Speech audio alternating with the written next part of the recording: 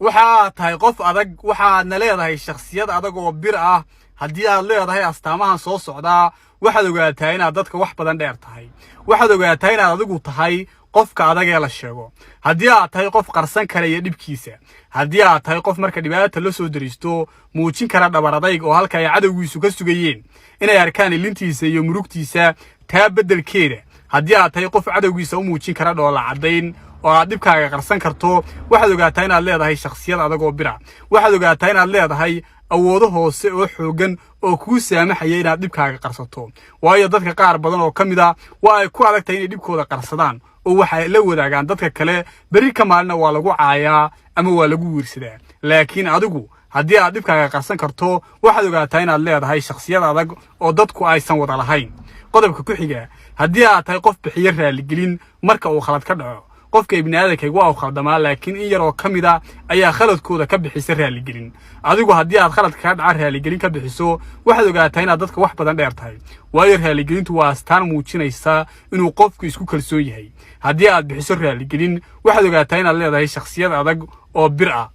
qodobka ku xiga haddii aad tahay qof ayna saamaynin hadallada dadka kale iyo waxa ay dadku dabadiisa ka odhanayaan haddii aad tahay qof aan dheg u dhigin danayninna waxa ay dadku ku odhanayaan ama waxa ay dadku ka aaminayaan haddii aad qofka noocaasi tahay waxaad ogaataa inaad leedahay shakhsiyad adag oo bira waayo dadka qaar badan oo ka mid ah waxaa noloshooda hoos u ridaa oo saameeya hadallada dadka iyo dadku maxaa ay beri ka odhanayaan ayaa noloshooda oo dhan dhib ku ah oo saameeya laakiin adigu haddii aadan danaynin hadallada dadka iyo waxa ay ka aaminayaan waxaad ogaataa inaad leedahay shakhsiyad adag oo bira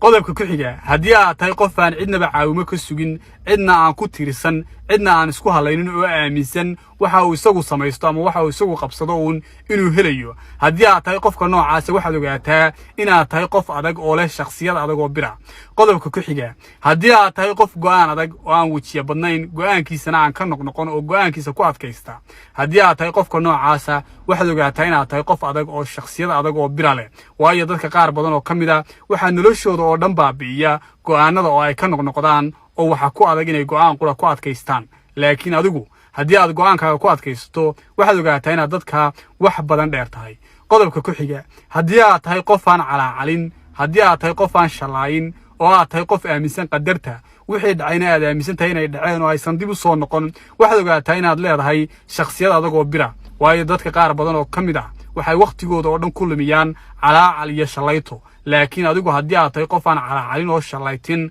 waxaad ogaataa inaad leedahay shakhsiyad adag oo bira waxaadna ogaataa inaad dadka wax badan dheer tahay waxaadna ogaataa adigu inaad tahay qofka adag ee la sheego